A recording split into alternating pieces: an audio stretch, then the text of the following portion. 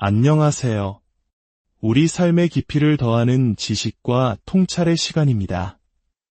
오늘 이야기는 우리 내면의 가장 강인한 힘을 어떻게 발견하고 단련할 수 있는지에 대한 깊은 성찰을 담고 있습니다.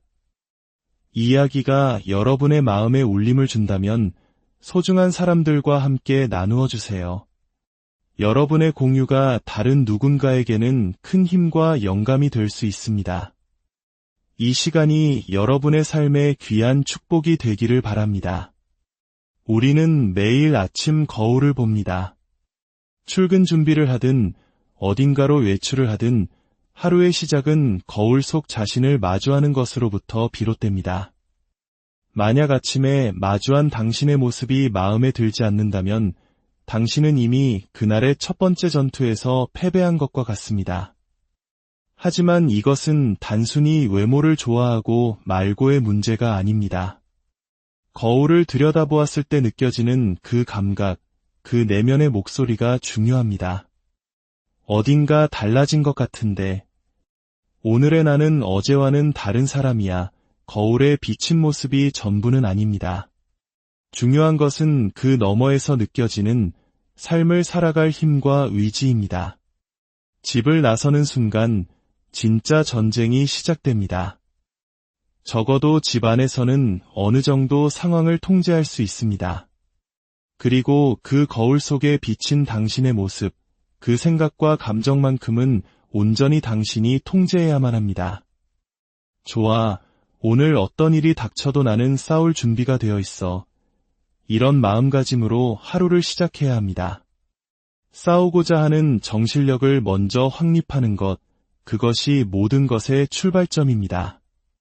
제가 어렸을 때 제 마음속에는 진정한 남자란 어떤 모습일까? 라는 질문이 항상 맴돌았습니다. 부모님 없이 자라며 이렇다 할 역할 모델이 없었기에 저는 세상에 강인한 인물들을 모아 저만의 영웅을 만들었습니다. 영화 속 인물이든 역사 속 인물이든 제 마음을 사로잡은 강한 사람들의 조각들을 모아 하나의 이상적인 존재를 창조해냈습니다.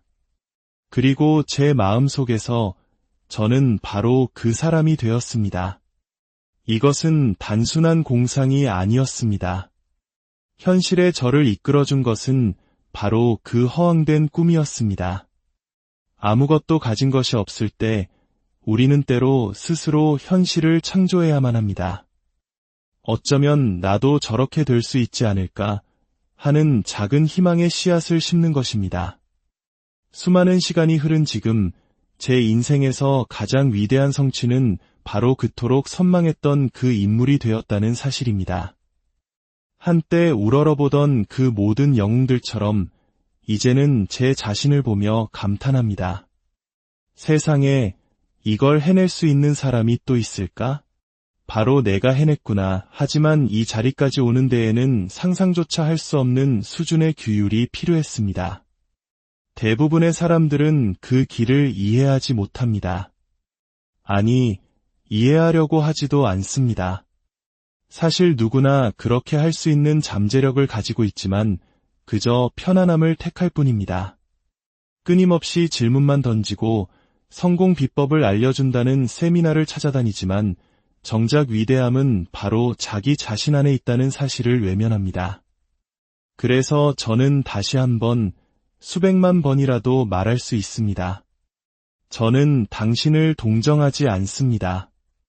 달콤한 말로 진실을 포장하지도 않을 겁니다. 왜냐하면 여러분 모두가 제 말이 진실이라는 것을 이미 알고 있기 때문입니다. 진정한 노력의 과정은 어떤 모습일까요? 그것은 결코 아름답지 않습니다. 다큐멘터리나 멋진 영화처럼 포장되지도 않습니다. 영화 로키의 주인공처럼 수십 번 쓰러져도 다시 일어나 극적인 역전승을 거두는 그런 감동적인 장면은 현실에 거의 없습니다. 현실 속 노력은 마치 빛 한 줄기 들어오지 않는 지하 감옥에 갇힌 사람과 같습니다. 출구로 나가는 열쇠는 분명 내 손에 쥐어져 있는데 어쩐지 그 열쇠를 사용하기를 거부하는 모습과도 같습니다. 그 모습 어디에도 동기부여가 될 만한 것은 없습니다. 끔찍하고, 끔찍하게 외롭고, 끔찍하게 고통스럽습니다. 그것이 바로 노력의 민낯입니다.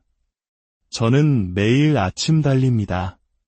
단순히 1-2km를 뛰는 것이 아닙니다. 저는 제가 세상에서 가장 싫어하는 일, 바로 달리기를 합니다. 그리고 마치 그것을 미치도록 사랑하는 사람처럼 달립니다. 잠 한숨 자지 않고 400km, 500km에 달하는 거리를 달릴 때도 있습니다. 출발선에 설 때면 저는 종종 제 자신에게 욕설을 내뱉습니다. 도대체 내가 왜 이 미친 짓을 하고 있는 거지? 하지만 수십 시간에 걸친 달리기가 끝나고 나면 제 삶을 괴롭히던 모든 질문에 대한 답을 얻게 됩니다. 고통의 끝에서 비로소 모든 것이 명확해지는 것입니다. 저는 성공에 상한선을 둔다는 말을 하곤 합니다. 이게 무슨 뜻일까요? 저는 매년 여름 몇 달 동안 스모크 점퍼로 일합니다.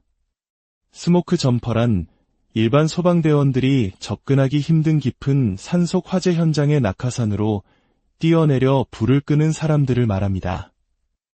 이 일을 하는 동안 저는 수백만 달러를 벌 수 있는 기회를 포기합니다.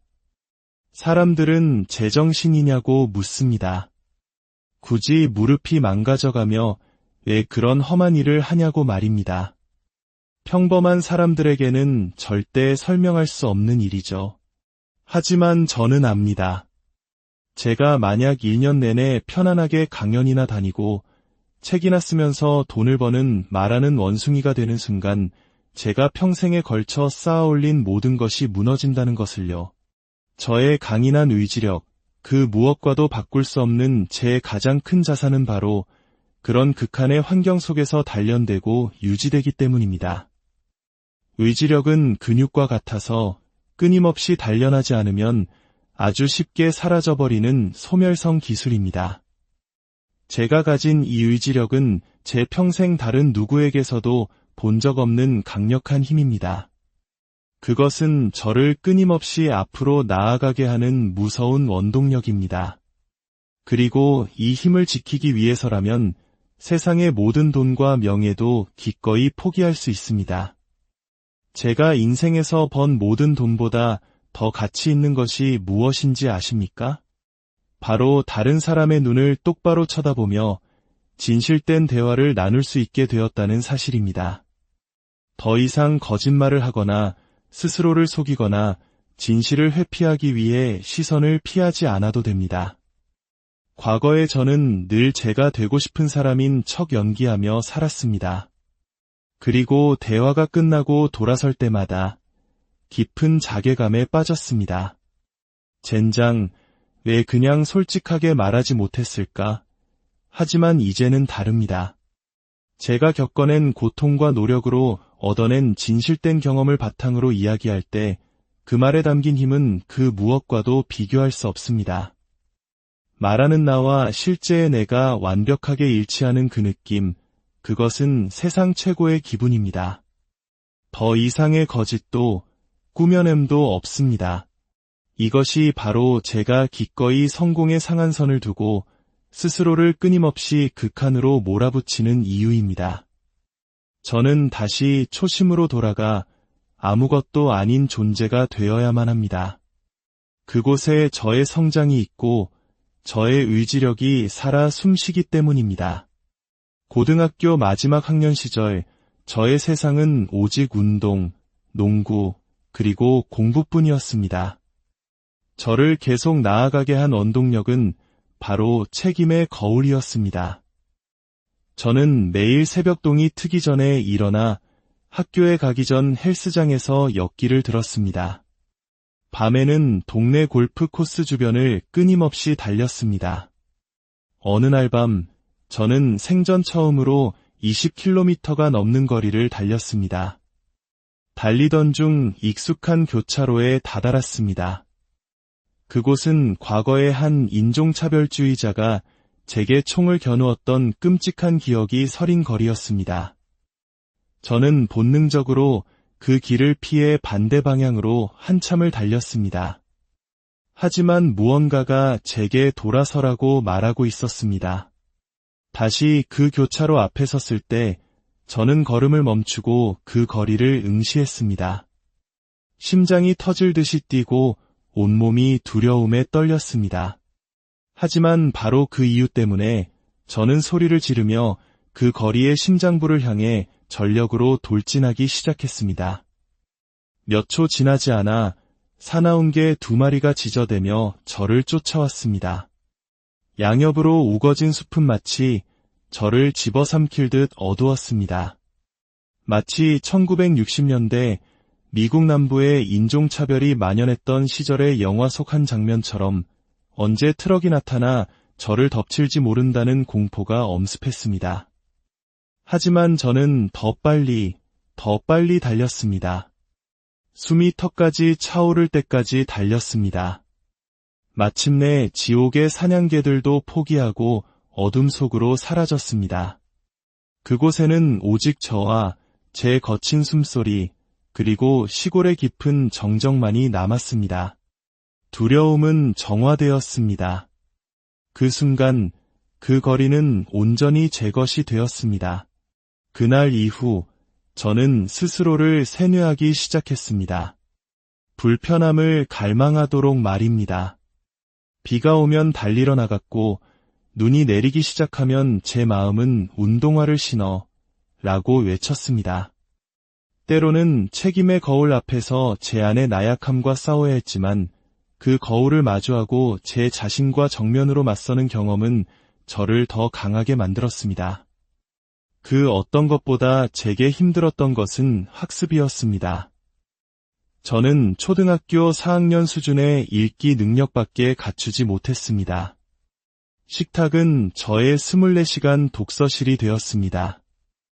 저는 교과서를 단순히 몇 번 읽고 노트를 필기하는 수준으로는 아무것도 배울 수 없었습니다. 교과서의 모든 페이지를 공책에 그대로 베껴 쓰고 그것을 2번, 3번 반복해서 써야만 겨우 지식이 제 머릿속 거울에 달라붙었습니다. 배움을 통해서가 아니라 필사하고 암기하고 다시 떠올리는 무식한 방법을 통해서만 지식을 얻을 수 있었습니다. 선생님께 1시간짜리 수업을 들으면 저는 6시간을 복습해야 그 내용을 겨우 제 것으로 만들 수 있었습니다. 저의 공부 계획과 목표들은 포스트잇에 적혀 책임의 거울에 빼곡히 붙었습니다. 그리고 놀라운 일이 일어났습니다. 저는 배움에 대한 집착을 갖게 되었습니다. 6개월 만에 저의 읽기 능력은 고등학생 수준으로 향상되었고 어휘력은 폭발적으로 늘었습니다. 목표가 있는 삶은 저의 모든 것을 바꾸어 놓았습니다. 공부와 운동에 쏟는 엄청난 에너지는 제 영혼을 갉아먹던 증오심을 낡은 뱀의 허물처럼 벗겨냈습니다. 저를 괴롭히던 인종차별주의자들을 향한 분노가 사라지기 시작했습니다. 그들의 내면을 들여다보게 되었기 때문입니다. 자신의 피부색이 다르다는 이유만으로 누군가를 위협하고 조롱하는 사람들은 사실 자기 자신의 모습에 얼마나 큰 불편함과 불안을 느끼고 있는 것일까요? 그들의 문제가 저의 문제가 아니라는 것을 깨닫는 순간 저는 자유로워졌습니다. 자신감이 없을 때는 다른 사람의 평가에 쉽게 휘둘리게 됩니다. 하지만 저는 그들의 평가가 얼마나 공허한 것인지 알게 되었습니다.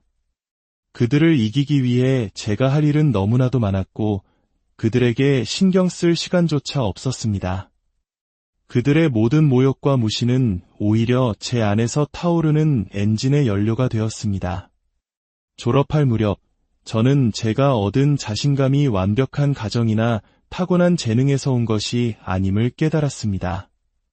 그것은 오로지 개인적인 책임감에서 비롯되었고 이는 자기 존중으로 이어졌으며 자기 존중은 언제나 앞으로 나아갈 길을 밝혀주는 등불이 되어주었습니다.